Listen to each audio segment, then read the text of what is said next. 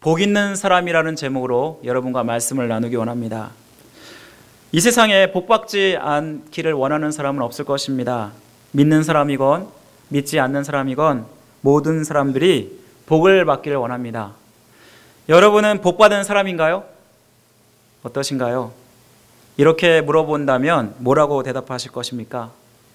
아마도 여기에 모이신 분들은 자신의 처지와 입장을 생각하면서 나름대로 대답할 것입니다. 어떤 분들은 네, 저는 정말 많은 복을 받았습니다 라고 얘기하시는 분도 있고요. 또 어떤 분들은 나름대로 복 받은 것 같은데 또 그렇지 않은 부분도 있습니다 라고 대답하시는 분도 있을 것이고, 또 어떤 분들은 저는 아닌 것 같아요, 하나님이 왜 이렇게 복을 안 주시는지 몰라요 라고 대답하시는 분도 있을 것입니다. 그런데 이렇게 여러분이 복받았다라고 판단하는 그 기준이 무엇입니까? 돈이 많으면 복받은 사람인가요? 생활이 안정되고 편하면 복받은 사람인가요? 가족들이 모두 건강하고 평안하면 복받은 사람인가요? 우리가 복받았다는 여부를 판단하는 기준을 가만히 들여다보면 우리의 복을 의식주의 많고 적음에 의해서 판단하고 있다는 것입니다. 이 세상에서 잘 먹고 잘 사는 것을 우리는 복받았다고 할 수 있을까요? 이것이 진정한 복받은 삶일까요? 성경도 복에 대해서 많은 얘기를 합니다. 복에 관련된 많은 구절들이 있는데 창세기 12장 2절에 보면 내가 너로 큰 민족을 이루고 내게 복을 주어 내 이름을 창대케 하리니 너는 복의 근원이 될지라 라고 말씀합니다.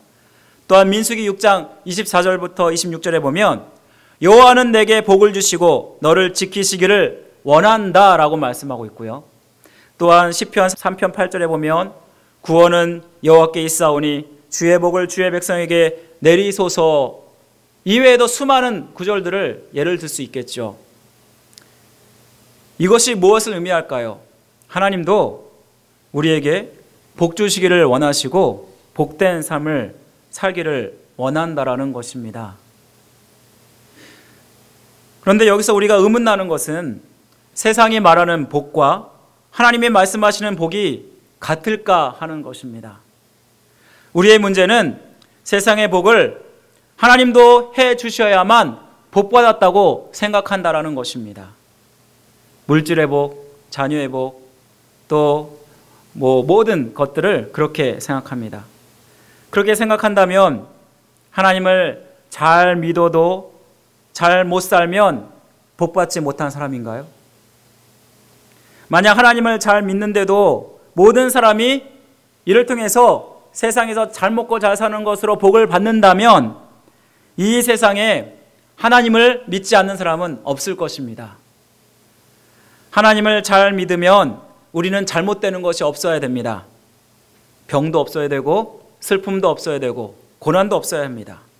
그런데 그렇지 않습니다. 하나님을 믿어도 생활고를 겪기도 하고 또 병을 걸리기도 하고 때로는 슬픈 일을 겪기도 합니다. 최근 우리 아시는 분들이 하나님께서 부르심을 받고 소천하셨습니다. 그래서 연거푸 장례를 겪으면서 많은 성도들이 슬퍼했습니다. 이런 것을 보면 반드시 세상에서 말하는 복이 성경에서 말하는 복은 아닐 수 있다라는 생각을 우리는 해보셔야 합니다. 그렇다면 성경이 말하는 복이 무엇일까? 그리고 복받는 비결이 무엇일까? 오늘 시편 1편은 성경이 말하는 복에 대해서 정말 우리에게 잘 말씀해 주는 그러한 구절인 것 같습니다. 오늘 본문에서 말하는 복이 무엇입니까? 먼저는 악한 자의 삶의 스타일을 거부하는 것으로부터 시작이 됩니다. 시편 1편 1절 말씀을 보면 복 있는 사람은 악인들의 죄를 따르지 아니하고 죄인의 길에 서지 아니하며 오만한 자의 자리에 앉지 아니한다라고 말씀하고 있습니다. 시편 기자는 복 있는 사람이 되기 위해서 두 가지 조건을 제시하고 있는데 그 첫 번째 조건이 악한 자의 삶의 스타일을 먼저 거부해야 된다라고 말씀하고 있다라는 것입니다. 이 말씀에서 복의 비결이 부정적인 것에서 긍정적인 것으로 그렇게 나아가고 있는 것을 보게 됩니다. 이것은 복 있는 사람의 삶이 악한 자들의 죄악된 삶을 단절하는 것으로부터 시작됨을 우리에게 말씀해 주는 것입니다. 영혼을 다루는 자격 있는 의사라면 치료를 하기 전에 먼저 진단을 해야 합니다. 만일 어떤 원인도 발견하지 아니하고 무작정 치료를 시작하면 그 환자는 더 고통스럽고 심지어는 생명도 잃을 수 있을 것입니다. 이와 같이 우리가 하나님의 복을 받기 위해서 성경 말씀을 통해서 우리가 먼저 정확하게 우리 자신들의 상태를 진단해 보는 것이 필요하다라는 것입니다. 세상의 축복의 일은 더 좋은 것을 갖다 대면서 이렇게 많은 사람들에게 기대감을 줍니다. 하지만 하나님이 베푸시는 복은 악에서 결정적으로 돌아서서 자신을 하나님께 온전히 드릴 때 바로 그것이 복받는 길임을 말씀해 주고 있습니다. 이를 통해서 세상이 주는 복과 하나님의 주는 복이 다르다는 것을 우리는 깨닫게 됩니다. 그렇다면 시편 기자가 말하는 우리가 버려야 할 악한 스타일의 삶이 무엇입니까? 시편 기자는 오늘 1절 말씀에서 악인의 꾀를 따르지 아니하고 죄인들의 길에 서지 아니하고 오만한 자들의 자리에 앉지 않는다고 말씀하고 있는데 여기서 악인과 죄인과 오만한 자를 말씀하고 있습니다. 악인이라는 것은요, 하나님을 경외하지 않는 불신자를 말합니다. 그리고 자기의 꾀를 따라 살아가는 사람을 말할 것입니다. 죄인이라는 것은요, 삶의 목적과 방향이 빗나간 사람을 말합니다. 하나님을 대적하고 방황하는 사람들을 얘기할 것입니다. 오만한 자는 뭐냐면 하나님과 하나님 믿는 사람들을 일부러 조롱하고 비웃는 사람들을 얘기할 것입니다. 복 있는 사람은 이들의 악한 자들의 삶의 스타일을 버려야 하는데, 왜냐하면 그 죄악이 점점 커지고 깊어지고 발전되는 그러한 특성을 가지고 있기 때문입니다. 악인은 자기의 생각을 악한 것을 쫓는 것으로부터 시작이 돼서 죄인의 길에 서게 되고 오만한 자리에 앉게 된다는 그러한 말씀을 하고 있습니다. 죄라는 것이요, 처음에는 별거 아닙니다. 그런데 악한 생각을 하는 것으로부터 시작이 됩니다. 사실 처음부터는 죄에 깊게 빠진 사람은 없을 것입니다. 누구나 사소하고 작은 유혹을 받을 때 이 정도쯤이야 하면서 죄를 시작하게 됩니다. 여기에 일정한 선을 넘지 않을 것이라는 스스로 자신감을 가지고 죄를 짓습니다. 예를 들면 우리가 어떠한 마약을 시작한다 그러면 마약을 시작하는 것, 내가 이것을 끊을 수 있어 라고 하면서 시작을 한다고 합니다. 그런데 이것이 중독성이 있기 때문에 점점점 그것에 깊이 빠져들어가는 경향이 있습니다. 죄의 유혹에 자꾸 타협하고 이렇게 양보하다 보면 바로 그것이 나를 더 돌이킬 수 없는 처지에 빠지게 만듭니다. 이 말씀은 무엇을 얘기할까요? 이는 누구나 겪을 수 있다는 것을 말씀해 줍니다. 인간은 태어나면서부터 타락한 본성을 가지고 있기 때문에 죄의 자리에 머무르려고 합니다. 그리고 죄에 기울어지는 경향을 갖고 있습니다. 여기 계신 분들이 죄를 짓는 게 쉬운가요? 죄를 안 짓는 게 더 쉬운가요? 죄를 짓는 게 더 쉽습니다. 왜냐하면 이것이 우리의 타락한 증거입니다. 사도 바울은 하나님을 만난 후에 주님을 이방 땅에 전하는 하나님의 사도가 되었습니다. 그는 항상 성령 충만하였고 경건한 자로 살아갔습니다. 그럼에도 불구하고 그는 날마다 죄의 문제 때문에 씨름했습니다. 자기 안에서 두 영이 싸운다고 말씀했고, 또 로마서 7장 24절에 이렇게 고백합니다. 나는 곤고한 사람이로다. 이 사망의 몸에서 나를 누가 건져내랴. 이 말씀은 누구나 악인이 될 수 있고 죄인이 될 수 있고 오만한 자가 될 수 있음을 말씀해 주는 것입니다. 혹시 레오나르도 다빈치라는 사람 아시죠? 1947년에 최후의 만찬을 그렸는데 우리 잠깐 그림을 보여주시겠어요? 이것이 바로 최후의 만찬입니다. 이 그림을 그리기 위해서 복음서에 나타난 예수님과 12 제자들의 성격과 활동을 면밀히 연구하면서 그 모든 것들을 이 그림에 축약시켜서 보여주었습니다. 그런데 이 다빈치가 이 제자들을 그리는 가운데 가장 어려웠던 제자와 그리고 인물은 바로 예수님과 가룟 유다였다고 합니다. 이들을 어떻게 표현할지 참으로 난감하였는데 다른 사람은 다 그려놓고 또 이 두 사람을 그리기 위해서 모델을 찾아 나섰다고 합니다. 그런데 그렇게 고심하고 찾아다니던 중에 한 성당 가운데서 화나면서도 엄숙하고 거룩하면서도 따뜻하고 그리고 기쁨이 충만한 한 청년을 발견하게 됩니다. 다빈치는 그 자리에서 그 청년을 모델로 예수님의 그림을 그렸습니다. 그리고 작품을 시작한 지 2년이 넘게 흘렀는데도 불구하고 가룟 유다의 모델을 찾지 못하여서 그림은 아직 미완성이었습니다. 그러던 어느 날 저녁에 다빈치는 한 청년을 발견하게 됩니다. 그는 추하고 더럽고 또 얼마나도 교활하고 야비한 눈빛을 가지고 있는지 저 사람이면 되겠다라고 생각하고 이 다빈치는 그 청년을 가룟 유다의 모습으로 그리게 됩니다. 다빈치는 그 청년에게 모델이 되어줄 것을 요구합니다. 많은 돈을 주었고 흔쾌히 그 청년은 그 요구에 응하게 됩니다. 다빈치는 며칠 동안 이 청년을 모델로 그리게 됩니다. 그런데 묘한 느낌을 갖게 됩니다. 이 청년은 자신이 밀라노의 성당에서 그렸던 예수님의 모습과 너무나도 닮았다라는 그러한 생각이 문득 들게 됩니다. 그리고 결국 가룟 유다의 모습을 그려서 저 보이시는 최후의 만찬을 완성하게 된 것입니다. 그런데 이 다빈치가 이 청년에게 조심히 물어보게 됩니다. 혹시 자네 2년 전 밀라노 성당에서 성가대를 한 적이 있습니까? 라고 물어보게 되는데 그 청년은 그때 매우 당황스러워하며 그걸 어떻게 하십니까? 라고 대답했다라는 것입니다. 가룟 유다의 모델로 삼은 이 청년이 다빈치가 2년 전 밀라노 성당에서 예수님의 모습을 그렸던 그 청년이었던 것입니다. 이것이 무엇을 얘기할까요? 나도 예수님이 될 수도 있고 가룟 유다가 될 수도 있다라는 것입니다. 우리가 악한 자의 삶의 스타일을 닮지 않기 위해서 우리는 항상 하나님 말씀에 주의를 기울여야 합니다. 바로 그것은 이 죄의 자리를 끊어버리는 것으로부터 시작된다라는 것입니다.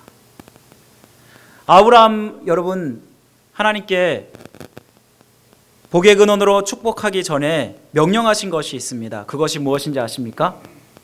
본토 친척 아비짐을 떠나라라는 것이었습니다.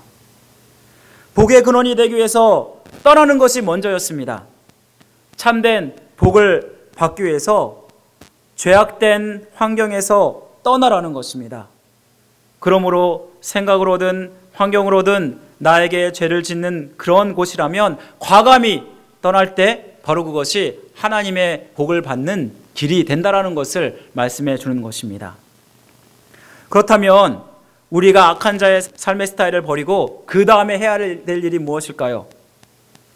하나님 말씀을 사랑하는 자로 살아가야 하는 것입니다.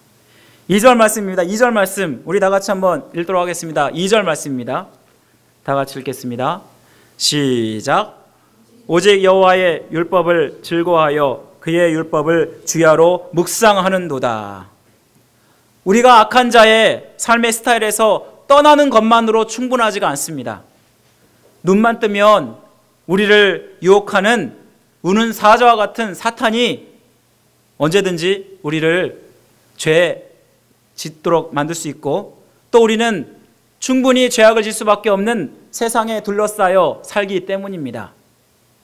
여러분들이 나름대로 교회에서 부흥회를 통해서 또 여러 가지 작정을 통해서 은혜를 받았음에도 불구하고 수날이 못 되어서 혹은 수개월이 못 되어서 우리가 자꾸만 넘어지고 쓰러지는 이유가 바로 그런 것입니다. 나도 모르는 사이에 악한 죄의 꾀를 따르고 있고 죄인의 길에 서 있고 오만한 자리에 앉아 있는 모습을 발견하게 됩니다. 이렇게 소극적인 생활 태도로는 여전히 죄악된 것들을 우리 안에서 몰아낼 수도 없고 그것을 벗어날 수도 없다라는 것입니다. 여기서 악한 자의 삶의 스타일을 따르지 않기 위해서 적극적인 그런 신앙의 태도가 필요합니다. 그것이 무엇일까요? 우리는 그 다음 절에서 아마 선한 자의 스타일을 담는 것이 아닐까 생각해 볼 수 있습니다. 악인들의 꾀를 따르지 아니하고 지혜롭게 선한 자의 꾀를 따르고 또 죄인들의 길에 서지 아니하고 의인들의 길에 서고 오만한 자들의 자리에 앉지 아니하고 겸손한 자들의 자리에 서고라고 우리는 이렇게 말씀을 생각해 볼 수 있습니다. 그런데 시편 기자는 이를 얘기하지 아니하고 오직 율법을 즐거워하고 주야로 묵상하는도다라고 말씀하고 있다라는 것입니다. 여기서 오직이라는 말은요, 율법을 사랑하고 복받는 절대의 비결을 말씀해 주는 것입니다. 시편 기자는 하나님 말씀을 즐거워한다고 말씀하고 있고 또 하나님 말씀을 날마다 묵상한다고 말씀하고 있습니다. 아마도 이 시편 기자가 하나님 말씀을 대하면서 하나님 말씀을 아는 것이 또 얼마나 그에게 큰 기쁨과 즐거움을 주었는지를 말씀해 주고 있습니다. 그렇습니다. 이 말씀은요, 내가 깨달으면 깨달을수록 세상이 줄 수 없는 큰 기쁨과 또 은혜를 우리에게 허락합니다. 그래서 다윗은 시편 19편 10절 말씀에서 이렇게 말씀합니다. 금곧 많은 순금보다 더 사모할 것이며 꿀과 송이꿀보다 더 달도다 라고 고백하고 있다는 것입니다. 시편 기자가 이렇게 하나님 말씀을 즐거워하여 취하는 태도가 뭐냐면 여호와의 율법을 주야로 묵상하는도다. 우리 소가 여물을 물고 그리고 계속해서 어떻게 하냐면 씹습니다. 그것을 계속해서 씹어대는 것처럼 묵상한다는 말은요, 말씀을 뜻을 알기 위해서 계속해서 되새기는 것을 말씀하는 것입니다. 그런데 그 말씀을 아는 것에서 끝나는 것이 아닙니다.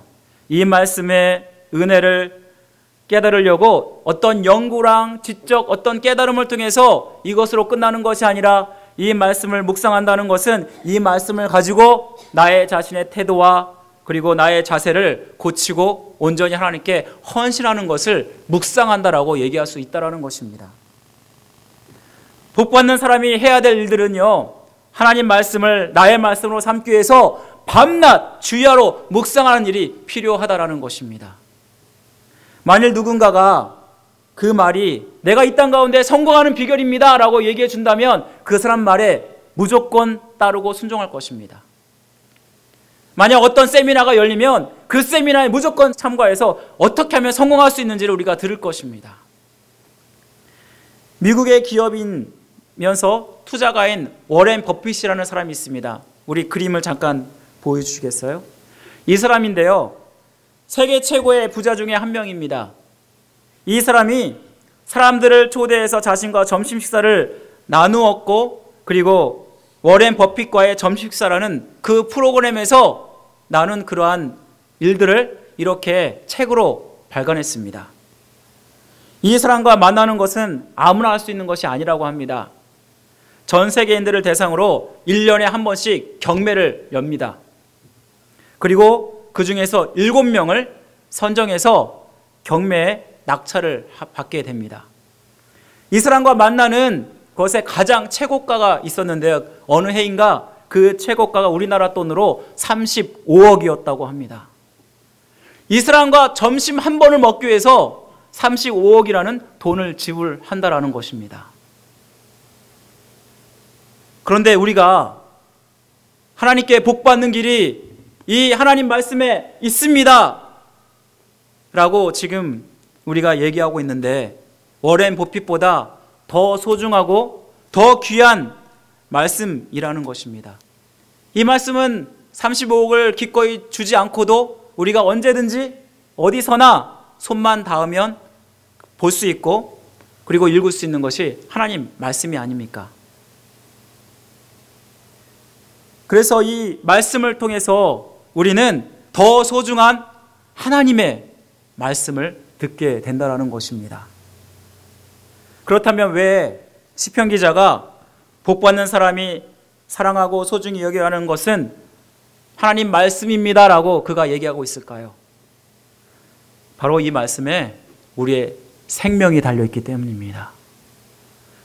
이 말씀 안에 악한 자의 삶의 스타일을 따르지 않는 비결과 선한 자의 삶으로서 살아가는 그러한 비결뿐만 아니라 하나님으로부터 복받는 모든 것이 담겨있고, 또한 무엇보다도 하나님 말씀에 우리가 죄에서 용서함을 받고 구원받고 영생을 얻는 길이 달려있다라는 것입니다.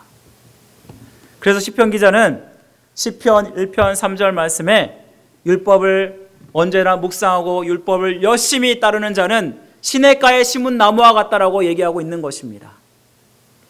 1장 3절 말씀에 시냇가에 심은 나무가 어떤지를 보여주는데요. 시냇가에 심은 나무가 시절을 쫓아 과실을 맺으며 그 잎사귀가 마르지 아니한 같으니 그 행사가 다 형통하리로다라고 말씀하고 있습니다.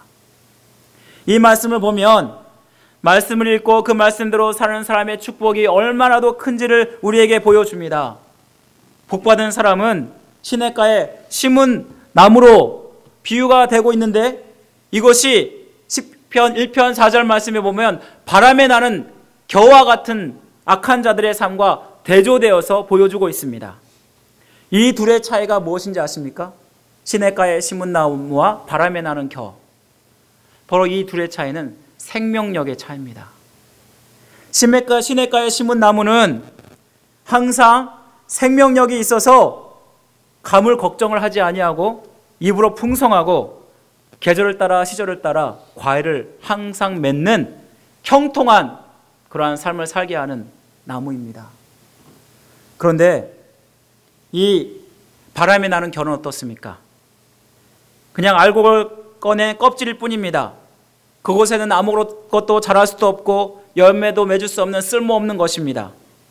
작은 바람에도 이리저리 휘날리는 그러한 아주 불안한 인생을 살아갈 수밖에 없는, 그리고 결국은 불에 태워져서 없어질 수밖에 없는 그러한 쓰레기일 뿐입니다.